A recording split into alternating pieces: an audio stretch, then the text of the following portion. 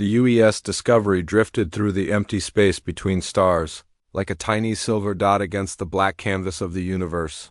Captain Jake Morrison stood on the bridge watching the main screen show nothing but distant points of light. His ship was 3 months into a routine mission to map new star systems and look for planets that might support life. Someday, Dr. Lisa Martinez sat at her science station running scans of a nearby red dwarf star. She had been studying the light patterns for 2 days now and found them fascinating. The star showed signs of having planets, but they were too far away to see clearly with their equipment. She made notes in her computer and smiled at the peaceful work of Discovery. Engineer Paul Wright checked the fusion drive readings from his console. Everything looked normal and the ship ran smoothly through space at a steady pace. The 12 crew members aboard the Discovery were all scientists and engineers who loved their work of exploring the unknown regions of space where humans had never been before. Communications. Officer Ryan Baker monitored the radio frequencies for any signs of other ships or alien signals. For 3 months he had heard nothing but the background noise of space. The silence did not bother him because space was huge and most of it was empty. He expected their mission to continue quietly for many more months. The Discovery was not a warship and carried only basic defensive systems. It had simple laser weapons that could destroy small asteroids and basic shields to protect against space debris. The ship was built for science and exploration and not for fighting battles against hostile forces. Captain Morrison walked over to Dr. Martinez and looked at her data. The star system ahead of them looked promising for future colonization efforts. He was about to ask her opinion when Ryan Baker suddenly called out from his station with worry in his voice. "Captain, I am picking up large objects approaching from multiple directions," Ryan said as he studied his sensors. "They are moving fast and they are big, much bigger than our ship." Morrison moved quickly to Ryan's station and looked at the display screen. 5 massive ships were closing in on the Discovery from different angles. Each alien vessel was at least 10 times larger than the human ship, and they moved with obvious purpose and coordination. "Can you identify them?" Morrison asked, while his mind raced through the possibilities. No human ships were supposed to be in this area, and these vessels did not match any design in their databases. "Negative, sir," Ryan replied as more data came through his systems. "The ships are using technology I have never seen before. Their power signatures are enormous, and they are definitely not human." Dr. Martinez looked up from her station with excitement and fear mixed together in her expression. "Captain, this could be our first contact with an alien civilization. We should try to communicate with them peacefully." Morrison nodded but felt uneasy about the way the alien ships were positioning themselves around the Discovery. It looked more like a military formation than a peaceful greeting. He had hoped that humanity's first contact with aliens would be friendlier than this situation appeared to be. The alien ships completed their encirclement of the Discovery and came to a stop. Each vessel bristled with weapon systems and armor, plating that made them look like instruments of war rather than exploration. Bright lights swept across the human ship as the aliens began scanning their systems and crew. "They are running very detailed scans of our ship," Paul Wright reported from his engineering station. "They are looking at everything including our weapons, shields, engines, and even our biological systems." Morrison felt his stomach tighten as he realized the implications. The aliens were studying the Discovery like a predator studies its prey before attacking. He ordered his crew to prepare for a possible hostile contact while hoping he was wrong about their intentions. The largest alien ship moved closer to the Discovery and activated a powerful communication beam that cut through space like a knife. The signal was strong enough to override the human ship's systems and force a connection, whether they wanted it or not. A harsh voice spoke through the Discovery speakers in perfect English that had obviously been learned from their scans. "Human vessel, you will surrender immediately and prepare for boarding. Resistance will result in the destruction of your ship and crew." Morrison stepped forward and activated his own communication system. "This is Captain Jake Morrison of the UES Discovery. We are on a peaceful scientific mission and mean no harm to anyone. Can we discuss this situation calmly?" The alien voice responded with what sounded like cruel amusement. You are weak creatures in a primitive ship with pathetic weapons. Your species appears to be another easy conquest for the Zephyrian Confederation. You will comply with our demands or face immediate destruction. Dr. Martinez quickly worked at her station trying to send out a distress signal to Earth or any human ships that might be within range. She managed to activate the emergency beacon just as the alien ships began moving closer to the Discovery with obvious hostile intent. Morrison realized that peaceful negotiation was not going to work with these aliens. They seemed to view diplomacy as a sign of weakness and were clearly planning to capture his ship and crew for unknown purposes. He ordered his crew to take defensive positions even though he knew their small ship could not fight against 5 massive alien warships. The Discovery shook as powerful tractor beams locked onto its hull and began pulling it toward the largest alien vessel. Morrison watched helplessly as his ship was dragged through space like a helpless fish caught in a net. The aliens had superior technology and overwhelming force on their side. Did the distress signal get through? Morrison asked Dr. Martinez, as the alien ship grew larger on their main screen. Yes, sir, the beacon activated before they could stop it, she replied. But I do not know if anyone will receive it out here. Morrison looked at his crew and saw the fear in their eyes. They were scientists and explorers who had never expected to face a situation like this. He tried to project confidence even though he felt worried about what the aliens planned to do with them. The Discovery was pulled into the cargo bay of the alien flagship, and Morrison heard the sounds of cutting equipment as the aliens prepared to board his ship. He knew that everything was about to change for his crew and possibly for all of humanity, depending on what these Zephyrians discovered about Earth's location and defenses. The Discovery's hull groaned under the pressure as alien cutting tools sliced through the airlock like it was made of paper. Captain Morrison and his crew waited in the main corridor with their hands visible and empty to show they meant no harm. The aliens had made it clear that any resistance would result in immediate death. Bright lights flooded through the breach as the first Zephyrian soldiers entered the human ship.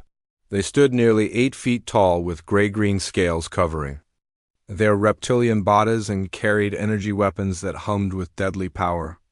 Their yellow eyes scanned the humans with the cold calculation of predators examining prey. War Commander Veltash stepped through the opening behind his soldiers and studied the human crew with obvious disappointment.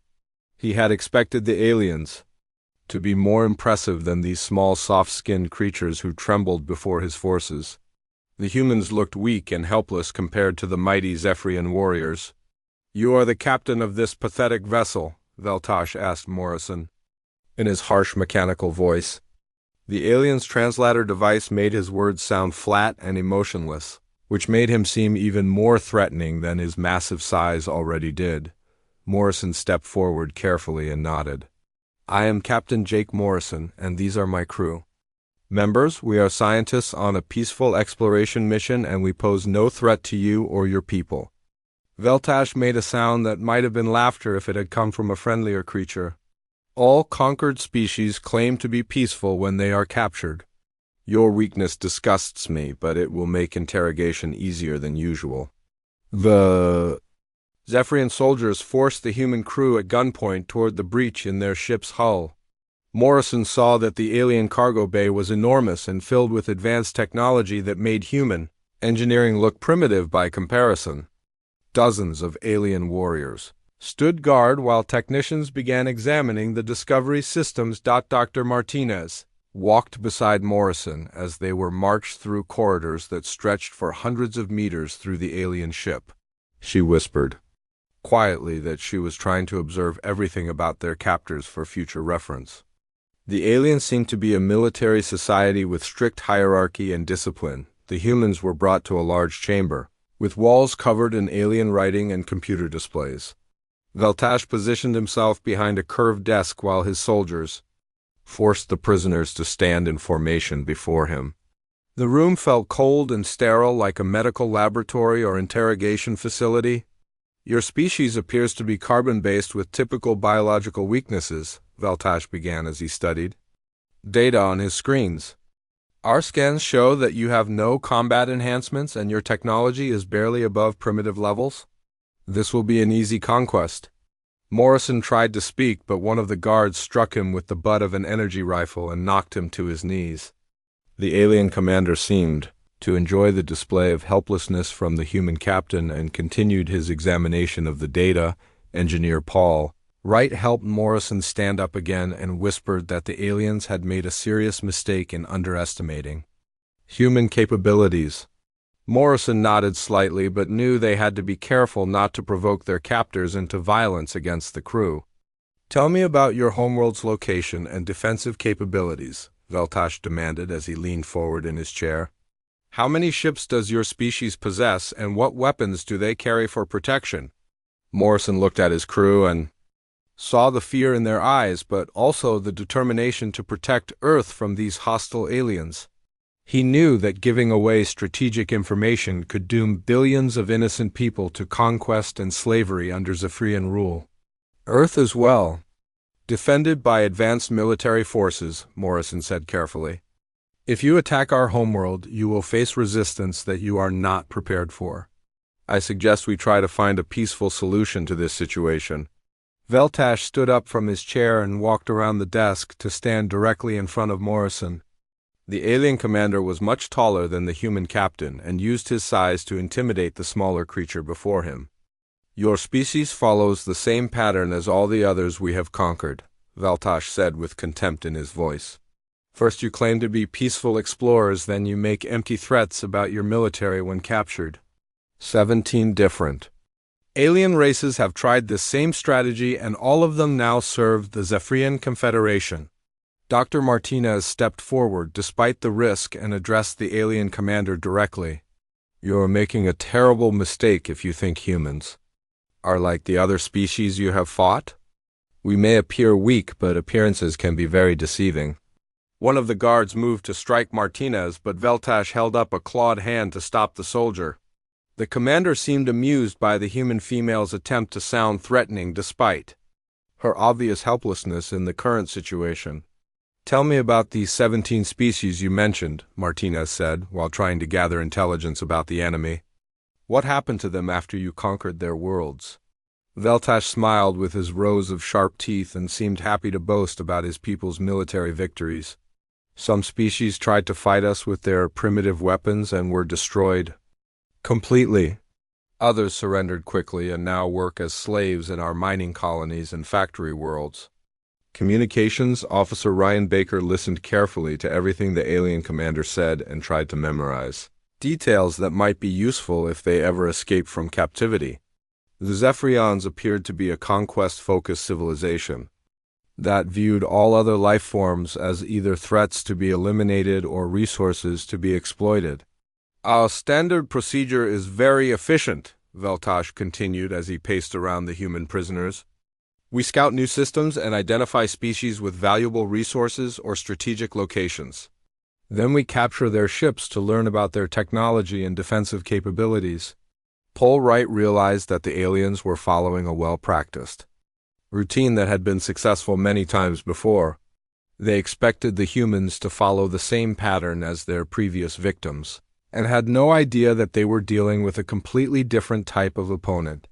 "After we analyze your ship's data, we will know everything about your homeworld's location and defenses," Veltash said confidently.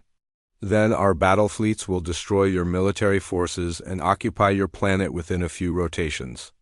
Morrison felt anger building inside him as he listened to the aliens' casual discussion of destroying Earth and enslaving humanity.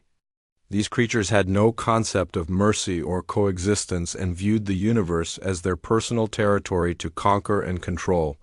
The interrogation continued for several hours as Veltash tried to extract more information from the human crew.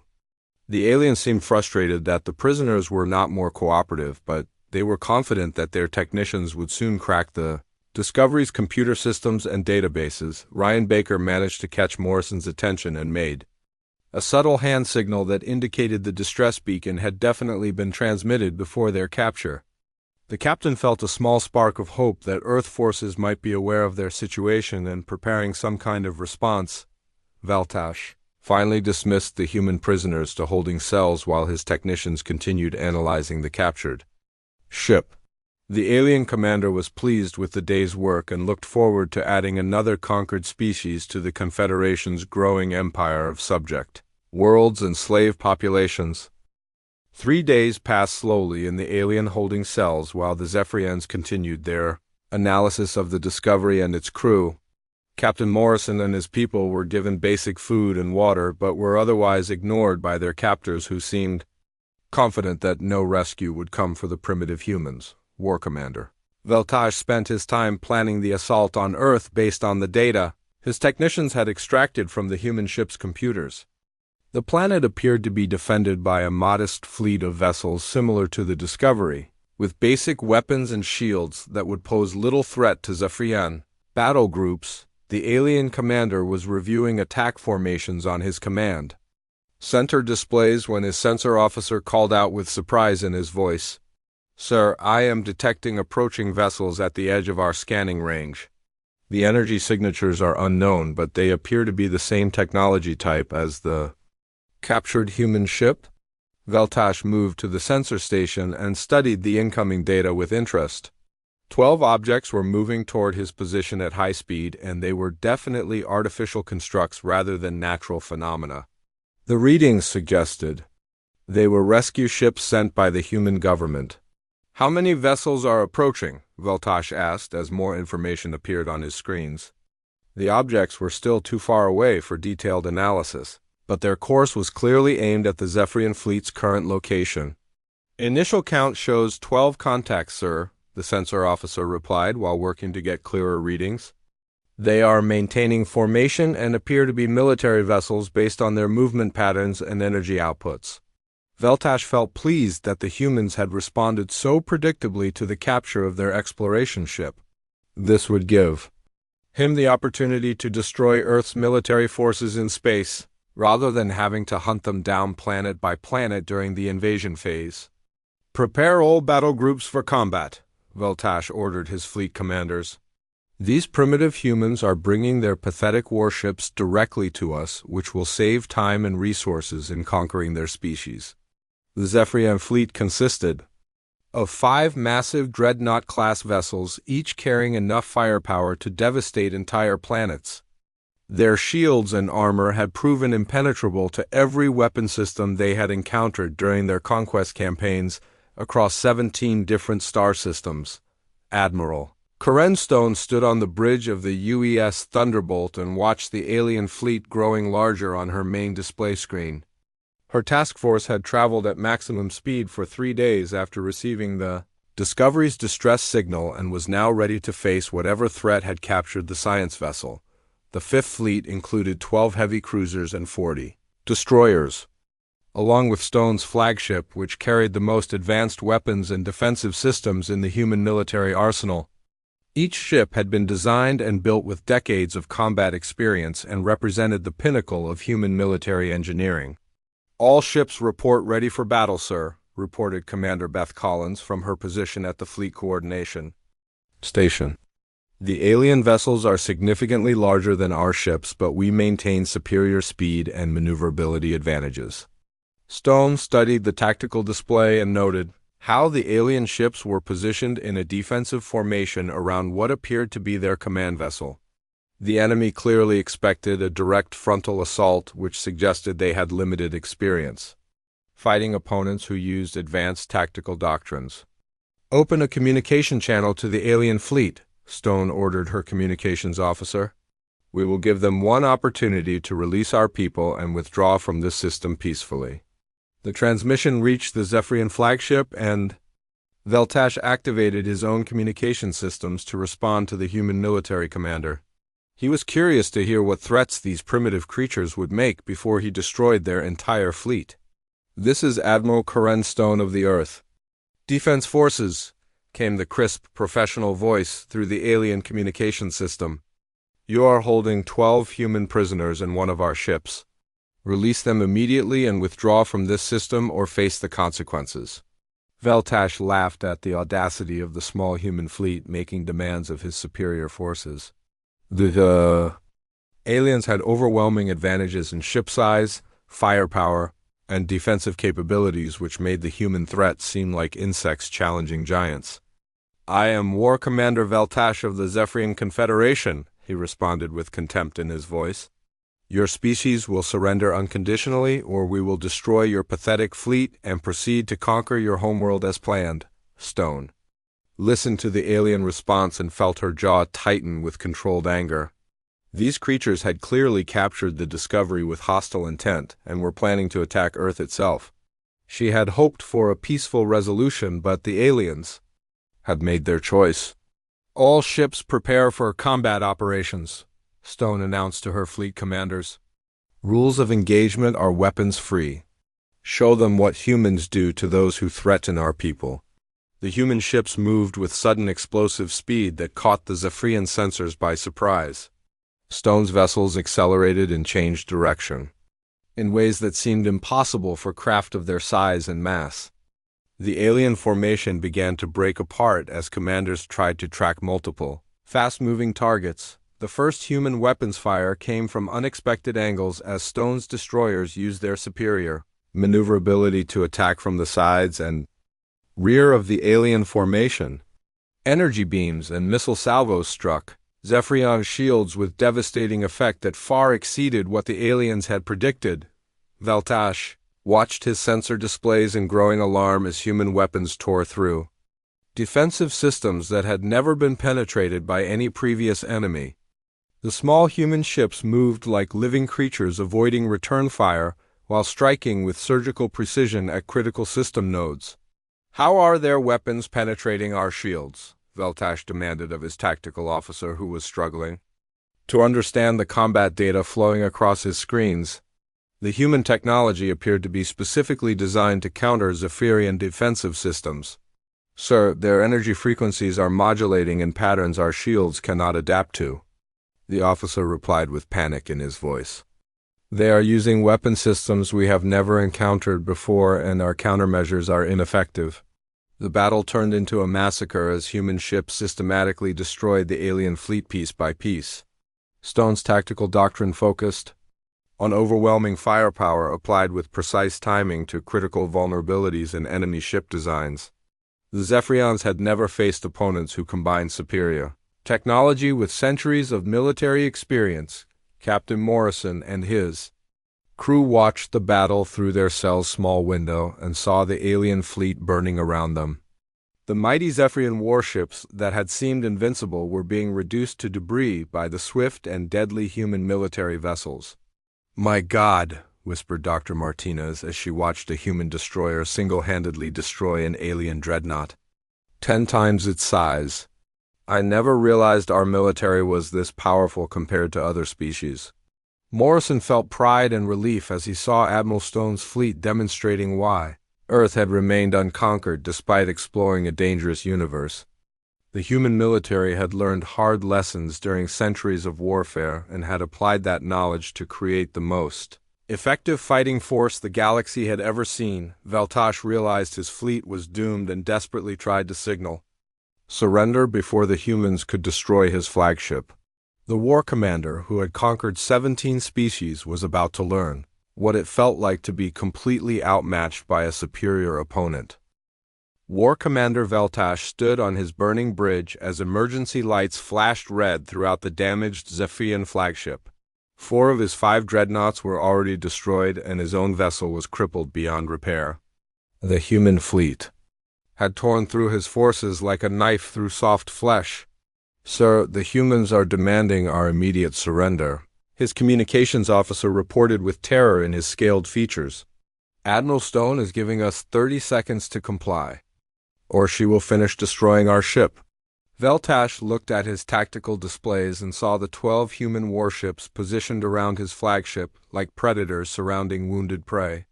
Their weapons were still charged and ready to deliver the killing blow that would end his life and the lives of his remaining crew members.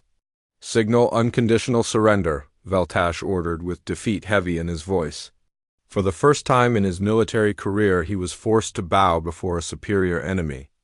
The war commander, who had conquered 17 species, was now a prisoner of the humans. he had dismissed as primitive weaklings. Admiral Stone received the surrender signal and ordered her ships to maintain defensive positions around the alien flagship. She had no intention of allowing any Zephyrians to escape and carry word of human military capabilities to other hostile forces that might be lurking in unexplored space. Captain Turner, prepare your Marines for boarding operations, Stone commanded her senior ground forces officer. I want that ship secured and all prisoners taken into custody for interrogation. Use full combat protocols and assume the aliens may attempt resistance. Captain Alex Turner acknowledged the orders and assembled his Marine assault team in the Thunderbolt's main hangar bay. His soldiers wore powered armor that enhanced their strength and speed while providing protection against alien weapons. Each Marine carried equipment that made them more dangerous than entire squads of ordinary infantry. The human boarding craft approached the Zephyrian flagship through the debris field of destroyed alien warships. Turner looked out at the wreckage and felt grim satisfaction that Earth's enemies had learned a harsh lesson about underestimating human military power and determination. Stone herself joined the boarding party despite protests from her staff officers. She wanted to personally confront the alien commander who had threatened her people and planned to attack Earth. The Admiral carried sidearms and wore light armor, but her most dangerous weapon was her cold professional demeanor. The Marines cut through the alien airlock and entered the Zephyrian ship with weapons ready for combat. They moved through corridors filled with smoke and emergency lighting while alien crew members cowered in terror at the sight of armored human soldiers advancing through their vessel. Turner's troops secured the route to the command center and established defensive positions throughout the ship. The Zephyrians offered no resistance and seemed stunned by the speed and efficiency of the human boarding operation. Many aliens had never seen humans up close and were shocked by their military bearing. Admiral Stone entered the alien bridge and studied War Commander Veltash with the same cold calculation he had used when examining her captured people. The Zephyrian commander was nearly twice her size, but he seemed to shrink under her steady gaze and professional assessment. I am Admiral Karen Stone of the Earth Defense Forces, she announced in a voice that carried absolute authority. You are now prisoners of war and will be treated according to human military regulations. Any attempt to escape or resist will result in immediate termination. Veltash looked at the small human female who commanded such devastating military forces and realized he had made the greatest mistake of his career. These creatures were not the weak explorers his scouts had reported, but rather the most dangerous predators he had ever encountered. How did your primitive species develop such advanced military technology? Veltash asked while trying to understand how badly he had misjudged the human threat level. Our scans showed that you were barely capable of interstellar travel. Stone smiled with no warmth in her expression and gestured for Turner to bring the rescued Discovery crew to the alien bridge. Captain Morrison and his people were escorted through the corridors by human Marines and looked relieved to see familiar faces after 3 days of captivity. Captain Morrison, are you and your people unharmed? Stone asked while keeping her eyes fixed on the alien commander. She wanted to assess the condition of her rescued personnel while also gathering intelligence about Zephyrian interrogation methods. We are all fine, Admiral, Morrison replied with gratitude evident in his voice. The aliens questioned us about Earth's defenses, but we gave them no useful information. They seemed to believe we were helpless and defenseless. Dr. Martinez stepped forward and addressed Stone directly with scientific curiosity overcoming her. Recent trauma. Admiral, they mentioned conquering 17 other alien species using the same tactics they tried on us. There may be other civilizations that need our help. Stone nodded and turned her attention back to Veltash, who was listening to the human conversation with growing horror. The alien commander was beginning to understand that his capture was only the beginning of his species' problems with these dangerous humans. Tell me about the 17 species your people have conquered, Stone demanded while her Marines positioned themselves around the alien prisoners. I want complete information about their locations, populations, and current status under Zephyrian rule. Veltash realized that providing this information would doom his entire civilization to human retaliation, but he had no choice with energy weapons pointed at his head. The war commander began describing the Confederation's territory and military organization in detail. Stone listened carefully as the alien revealed the locations of conquered worlds, slave labor camps, military bases, and resource extraction operations. She made mental notes about which systems would require liberation forces and which alien species needed immediate humanitarian assistance. "Your people made a fundamental error in judgment," Stone told Veltash when he finished his report.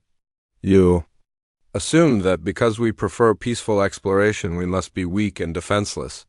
That assumption has doomed your entire civilization." The alien commander looked confused by Stone's statement and asked what she meant by his civilization being doomed. He had lost one fleet, but the Confederation had many more battle groups that could continue their conquest campaigns across the galaxy. "Humans fight differently than the species you have encountered before," Stone explained with cold precision. "We do not simply defend our own territory and ignore threats to others. When someone attacks innocent people, we eliminate the entire source of the threat permanently." Turner's Marines began escorting the alien prisoners to secure holding areas, while Stone continued her interrogation of Veltash. The Admiral wanted detailed information about Zephyrian military capabilities, government structure, and strategic weaknesses before she began planning liberation operations. "Your species had a choice when you encountered our exploration vessel," Stone said as the alien commander was led away in restraints. "You could have chosen peaceful contact and trade relationships.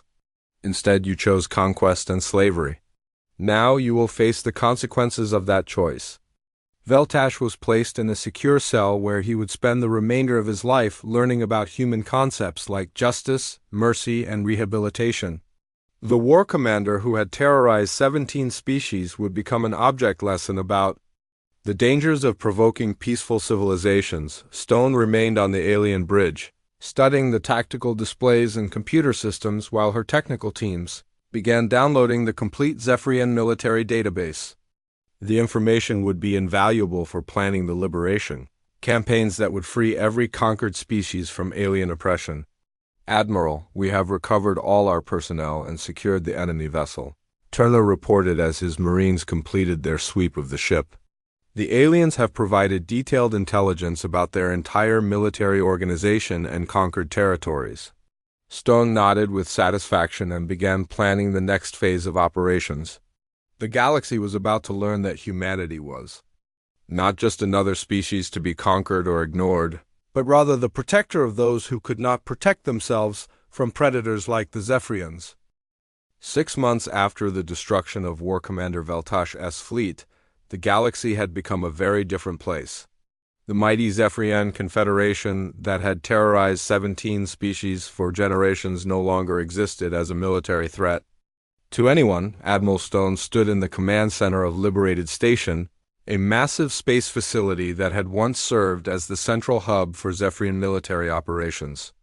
Now it functioned as the headquarters for humanitarian efforts across the former Confederation territory. The liberation campaigns had been swift and decisive as human fleets systematically dismantled every Zephyrian military installation and freed the conquered alien populations.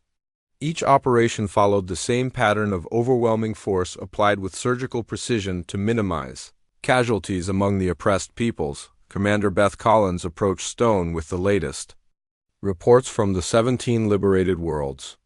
Her teams had been working around the clock to establish medical facilities, distribute food supplies, and help former slaves rebuild their shattered civilizations. "Admiral, the Kovani people have requested permission to establish a monument honoring human liberation forces," Collins reported while reviewing data on her tablet computer. "They want to ensure future generations remember who freed them from Zephyrian oppression." Stone nodded but felt uncomfortable with the hero worship that many liberated species directed toward humanity. The humans had not fought for glory or gratitude, but simply because allowing the Zephyrians to continue their conquests would have been morally unacceptable. Captain Morrison walked through the station's main corridor, on his way to meet with representatives from 3 different alien species. His new assignment involved helping former Zephyrian subjects understand human concepts of self-governance and peaceful coexistence. Between different civilizations, the Discovery had been upgraded with better defensive systems and now traveled with a permanent escort of human warships. Morrison's crew continued their scientific work, but they also served as ambassadors to species that were learning to trust other civilizations for the first time in generations. Dr. Martinez worked in the station's xenobiology laboratory studying the 17 different alien species that had been freed from Zephyrian control. Each race had unique biological characteristics and cultural traditions that made them fascinating subjects for scientific research and diplomatic contact. "The diversity of life in this region is incredible," Martinez told her research assistant, while examining tissue samples from a silicon-based species called the Tharaki. Each civilization developed completely different solutions to the challenges of intelligence and technology. The former Zephyrian prisoners were housed in rehabilitation facilities where they learned about human concepts of justice, mercy, and peaceful coexistence. Many aliens struggled to understand why the humans had not simply enslaved them in return for their past crimes. War Commander Veltash sat in his comfortable cell reading human history books that detailed centuries of warfare, conquest, and eventual evolution toward more civilized behavior. The daily education sessions forced him to confront the reality that his species had chosen the wrong path. "The humans could have destroyed us completely," Veltash said to his cellmate, a former Zephyrian fleet commander named Korthak. "Instead, they are trying to teach us better ways to interact with other species. I do not understand their motivations." Korthak had been studying human philosophy and psychology for months and was beginning to grasp concepts that seemed impossible for a military-focused species like the Zephyrians to comprehend fully. "They fight not for conquest but for principles," Korthak explained while pointing to passages in the human books about just war theory and proportional response. "Their greatest strength comes from knowing when not to use their power rather than from the power itself." The liberated alien species faced the difficult challenge of rebuilding their civilizations after generations of oppression and slavery. Many had lost their cultural traditions and technological knowledge during the Zephyrian occupation and needed extensive assistance to become self-sufficient again. Commander Collins worked with teams of human specialists to establish schools, hospitals, and democratic institutions on worlds that had known only military rule for decades. The process was slow and difficult, but progress was visible in every system where humans provided support. "The Inari people have successfully elected their first democratic government in over 50 years, Collins reported to Stone during their weekly status meeting. "They are requesting human advisors to help train their new security forces in nonviolent law enforcement techniques." Stone approved the request but insisted that human involvement be temporary and focused on training, rather than direct control. The goal was to help liberated species become independent and self-governing rather than creating new forms of dependency on human assistance. Captain Alex Turner commanded the new Galactic Protection Force, a joint military organization that included human ships and volunteer crews from several liberated species. The force patrolled former Zephyrian territory to prevent other hostile civilizations from attempting conquest campaigns. "Sir, we have detected 3 unidentified vessels approaching the Deltari system," Turner's communications officer reported. "During a routine patrol mission, the ships match no known configurations and they are not responding to standard greeting protocols." Turner ordered his mixed-species crew to battle stations while hoping the approaching vessels were simply lost explorers rather than new threats to the peaceful order that humans had worked so hard to establish in this region of space. The 3 ships turned out to be scouts from another militaristic civilization that had heard rumors about the Zephyrian Confederation's sudden disappearance. They expected to find easy conquest opportunities among the supposedly weakened former subjects. Instead, they encountered Turner's patrol force and received a clear demonstration of why the Zephyrians no longer existed as a military threat. The Scout ships withdrew quickly. After scanning the human weapons and realizing they were completely outmatched by the alien technology. Word spread rapidly through interstellar communication networks about the new power that had emerged in former Zephyrian space.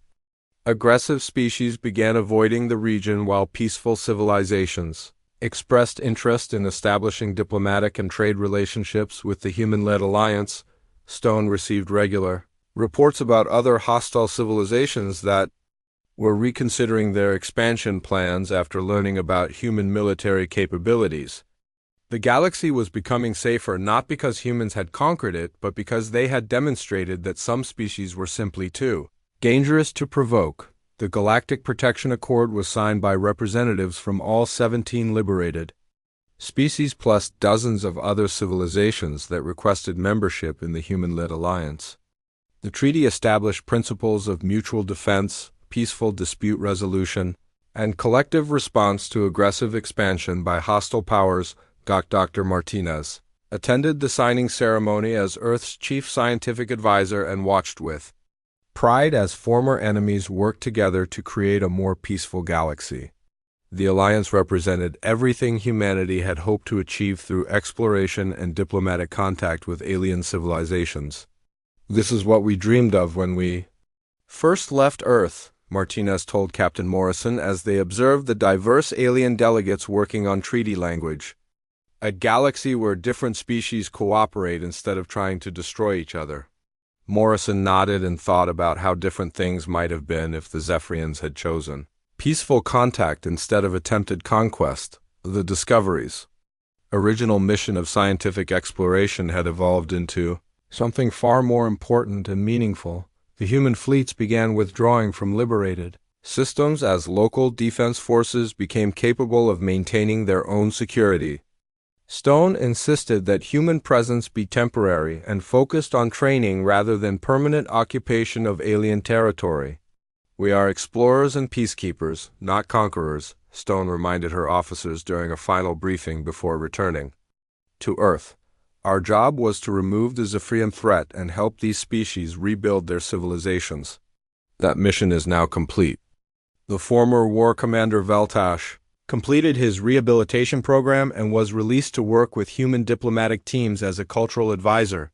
His intimate knowledge of military aggression helped humans understand and prevent conflicts before they could escalate into warfare. "I spent my entire career believing that strength meant the ability to destroy enemies," Veltash explained to a group of young human officers during a training session.